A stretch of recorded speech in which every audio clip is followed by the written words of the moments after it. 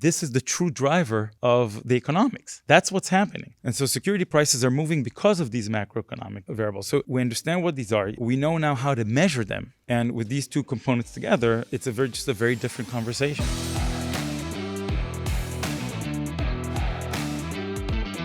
Welcome into Impactful Conversations, stories and lessons for financial advisors. I'm your host, Dave Edgecombe. Joining me, we've got a good one. We've got Dr. Ronnie Sadka. He's the chairperson, senior associate dean for faculty, and a Haub family professor in the Carroll School of Management at Boston College.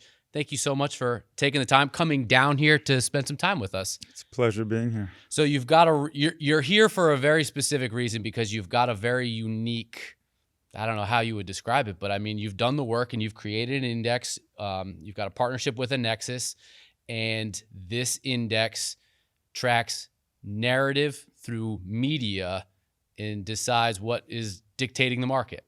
How'd I do? Perfect. Okay, tell me more. Please enlighten me. Look, the whole idea is that we think narratives are driving the market. It's not necessarily the factors that people think about, like momentum and value and size. These are factors that people always talk about. But what's really underlying the movements of these different factors are economic narratives. And so what we're trying to do in this index is really tackle the underlying economic driver of financial asset prices. And so what we're doing is we're trying to quantify what the narrative is, and then design a strategy that follows that narrative. I think you said the magic word there, and it's quantify. And I think when we were talking before we started rolling, it was figuring out a way to measure something that almost feels intangible. What are people talking about? Narrative. How do you measure that? So how have you guys sort of capitalized on that, and how do you measure it? Here's the thing. Narrative economics is not a new thing, right? Bob Shiller coined that term, and he's talked a lot about it. What we're doing is really a technological solution to try to quantify something that is intangible. The way we're doing it is we're looking at media coverage. So here's what we're doing. Think about creating a copy of the internet every day. Okay? We're talking about many, many different sources. It's more than 150,000 sources. Think about 1 million articles every single day, okay, that we look at point in time. Every day we go and collect it. And then pick a narrative. Now it's, trade war, tariffs, or military escalation, okay? Check how many articles talk about that narrative, okay? It could be, 1%, 10%, 20%.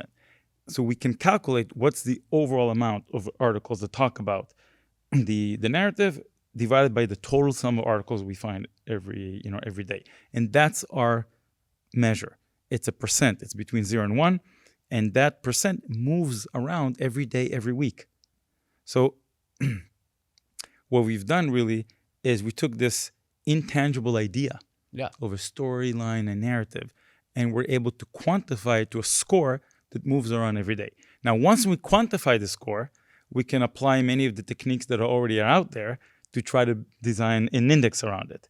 But the point is to try to quantify, as I said, the narrative, and then we can get into details of how we then bring it to a tradable index. So before we get there, let's back up to the news articles and the outlets and where you're pulling those from, and then how you sort of cross-reference to balance one source that might be very skewed one direction, but having that not sort of tip the scales, if that makes sense. Absolutely.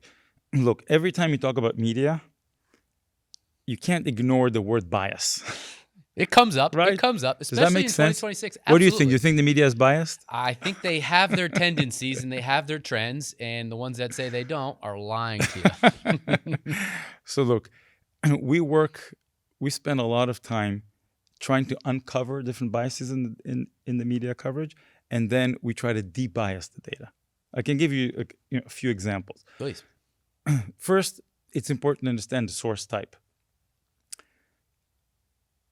If an article is coming from general press, okay, be it the Wall Street Journal, New York Times, Washington Post, doesn't matter. Typically, general press tend to be more negative. Okay. Okay, because maybe negative news sells, capturing, cutting attention and all that. Okay. And so we need to make sure that we understand that it's overall negative. And so what we're going to be measuring is, well, is the news more negative than usual for that different source type, right? If you think about corporate communication, it's typically more positive. It comes from the companies. If you think about Absolute Return Magazine, Patient Investment Magazine, these are media sources that are supposed to promote the industry. So they're also going to tend to be positive.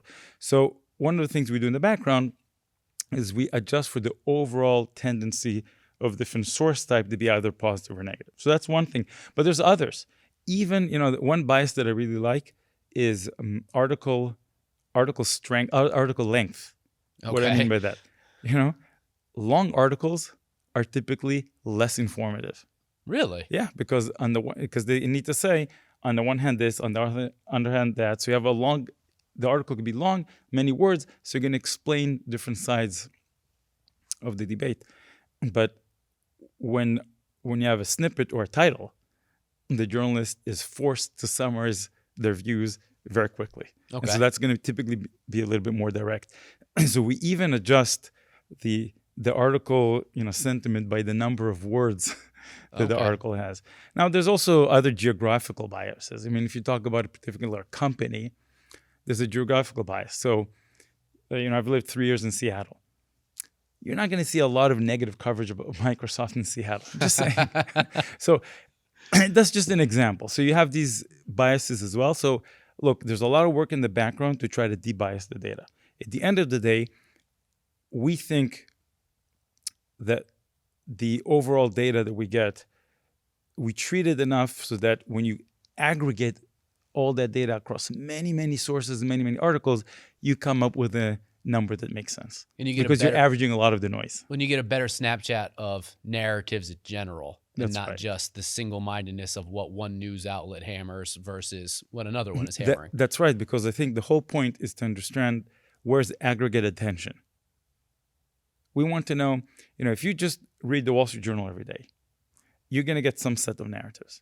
But you have no idea what are all the other sources talking about. Yeah. So because we're in the marketplace where the market price clears with everyone as a market participant potentially, then you need to understand aggregate overall attention to narratives.